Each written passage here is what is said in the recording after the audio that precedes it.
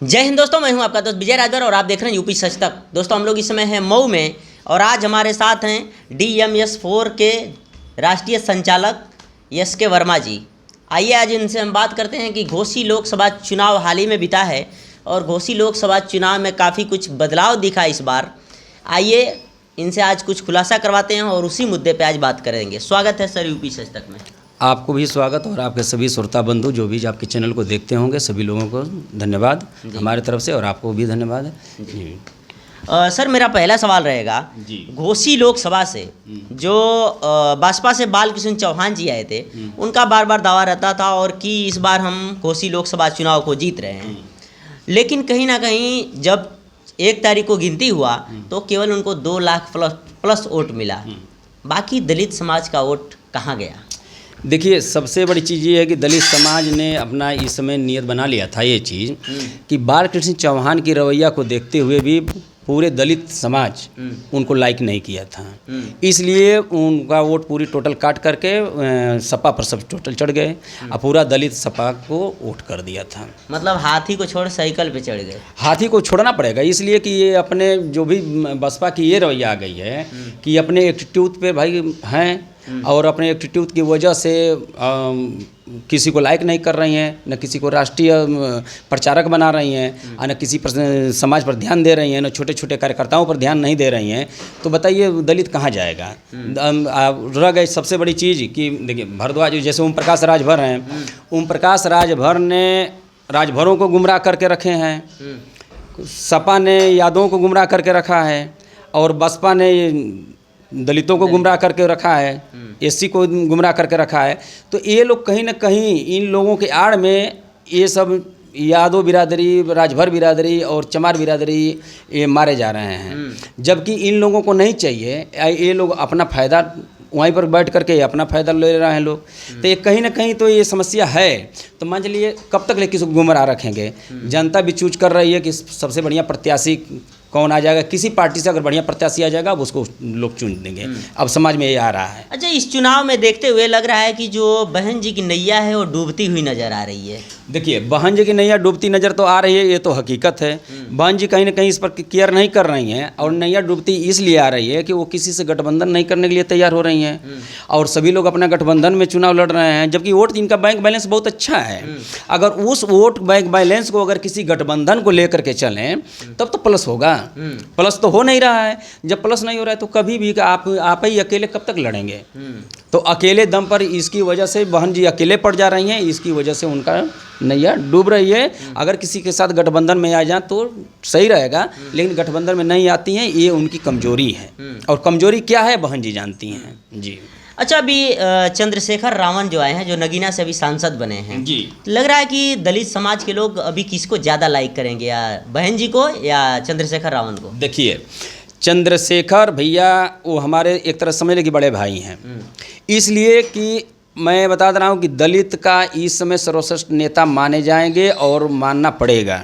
इसलिए कि वह व्यक्ति बहुत कठिन परिश्रम करके, बहुत संघर्ष करके यहाँ तक आए हैं और नगीना सीट निकालना समझ लिए कि एक बहुत छोटी सी बात नहीं है, बहुत बड़ी बात है।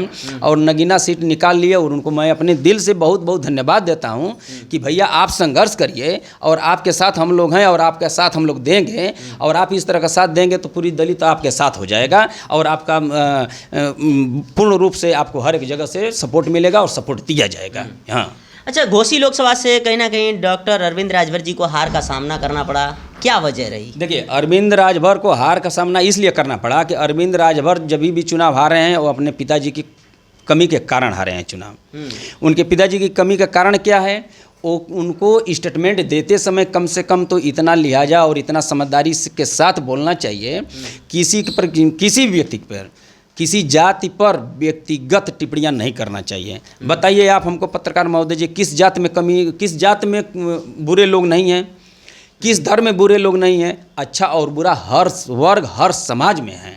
तो इसका मतलब नहीं है कि आप बुरे कर रहे हैं तो वो नहीं, वो भी बुरा किए हैं, ऐसा तो नहीं है। सभी कहीं ना कहीं अच्छे और बुरे हैं। तो इसका मतलब नहीं है कि समाज और किसी जात पर टिप्पणी हम कर दें और वह टिप्पणी करने का उनको बुरा नतीजा मिला है। न तो अरविंद राजभर चुनाव हारे नहीं होते, और बस किसी व्यक्ति पर जातिगत टिप्पणी करने का रीजन है कि अरविंद राजभर ने चुनाव हार गए, यही चीज़। अच्छा, इन तीनों प्रत्याशी में सबसे बेस्ट प्रत्याशी कौन था? देखिए, बेस्ट जो प्रत्याशी था उनको चूज बना दिया गया, उनको चुन लिया गया, जनता चुन दिया राजू राय। आपके हिसाब से? मेरे हिसाब से मैं बता रहा हूँ कि राजू राव को जनता ने चुन लिया बेस्ट प्रत्याशी। अभी उस व्यक्ति के पास में कोई कमी नहीं था, उनको चुन लिया। अच्छा, इस लोकसभा चुनाव में पूर्वांचल में इस बार अखिलेश यादव काफ़ी बम्पर छक्का मारे हैं। बिल्कुल मारेंगे, गठबंधन में थे। अखिलेश यादव ने सपा ने गठबंधन में था, और वो भी इंडिया गठबंधन में था। अगर इंडिया गठबंधन में अगर बसपा भी शामिल हो गई होती तो ये भी बहुत हैट्रिक मार दी होती। पता चलता कि बीजेपी में बता दूँ कि 0 हो जाती यूपी में, इतना 100% में बता रहा हूँ।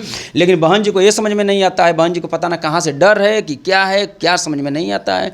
उनके भतीजे आकाश आनंद ने अच्छा स्टेट लिए। बहन जी को किसका डर है? बहन जी को किसी को डर हो या ना हो, लेकिन बहन जी के अंदर मानसिकता क्या है, किसी से गठबंधन नहीं करना, अकेले तानाशाह बन करके रहना।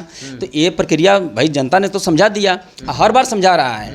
और देखिए, मैं बता रहा हूँ कि बीएसपी को ख़त्म लोग नहीं करने देंगे और ना बीएसपी को ज़्यादा हाईलाइट में जाने देंगे। हाँ, जब तक मानवर साहब थे, मान्यवर कांसीराम साहब के विचार पर जब तक ले चला बसपा, तब तक ले बसपा बहुत अच्छा था। आज जब मानवर कांसीराम साहब का ख़त्म हो गया, मानवर कांसीराम साहब नहीं रहे, तब से बसपा धीरे धीरे उनका घटता हुआ समीकरण आता चला गया और घटती जा रही हैं। इसलिए बहन जी से मैं रिक्वेस्ट करूंगा कि बहन जी थोड़ा सा आप अपने पार्टी और अपने समाज पर ध्यान दें। रिक्वेस्ट मेरा रहेगा, बहन जी से रिक्वेस्ट रहेगा, न कि बहन जी से मैं उस तरह का कोई तानाशाह बात हम नहीं करेंगे, लेकिन रिक्वेस्ट रहेगा कि बहन जी अपने पार्टी पर और अपने समाज पर ध्यान दीजिए। भरसक अपने ही समाज पर नहीं, हर समाज को पर ध्यान दीजिए। समाज का मतलब कि हर लोगों पर ध्यान देना चाहिए और अच्छी तरह से ध्यान दीजिए और पकड़ बनाइए। अपने एक बूथ पर ध्यान नहीं देती हैं बहन जी, न अपने छोटे छोटे कार्यकर्ताओं पर ध्यान नहीं देती हैं कि हमारा कार्यकर्ता कहाँ क्या कर रहे हैं, कैसे कर रहे हैं। अच्छा, अभी इस लोकसभा चुनाव में आपका DMS फोर्स जो संगठन है जी, काफ़ी सपा को मजबूती से सपोर्ट किया। देखिए, हमारा DMS 4, मैं बता रहा हूँ कि चुनाव के 2 दिन पहले तक, चुनाव अभी 2 दिन बाकी था, तब तक ले मेरा DMS 4 किसी पार्टी का साथ नहीं दिया, किसी पार्टी का साथ नहीं दिया, अभी भी किसी पार्टी का साथ नहीं दे रहा है। DMS 4 मेरा संगठन वह कार्य करेगा, अगर आप गलत करेंगे तो आपका समझ लिए कि मैं बता रहा हूँ कि उल्लंघन होगा। आप गलत करेंगे तो आपके खिलाफ हम कार्य करेंगे। अगर जनता के प्रति सरकार ने अगर सही कार्य करेगा तो हम सही हैं, हम नहीं बोलेंगे। हमारे सबसे बड़ी चीज़ ये है कि हमारे गरीब तबके के जो भी व्यक्ति हैं और गाँव गिराव पर विशेष तौर से गवर्नमेंट, किसी का भी गवर्नमेंट हो, क्यों ना बसपा ही क्यों ना हो, या सपा क्यों ना हो, चाहे भाजपा क्यों ना, चाहे कांग्रेस ही क्यों ना हो, कोई पार्टी हो, हमारा संगठन जो बढ़िया काम करेगा उनके साथ रहेगा और उनका साथ देगा। 27 की क्या तैयारी रहेगी? 27 की तैयारी, देखिए 27 की तैयारी यही है कि 27 की तैयारी यही रहेगी कि आ रहा है चुनाव, तो देखा जाएगा कि कौन कितना बढ़िया हिसाब से लड़ रहा है और किसके साथ कितना जनता कार्य कर रही है, यही चीज़ अभी देखा जाएगा। चलिए, ठीक है, चैनल में टाइम देने के लिए बहुत बहुत धन्यवाद। आपको भी धन्यवाद, आपके श्रोता बंधुओं लोगों को, सभी लोगों को धन्यवाद जी।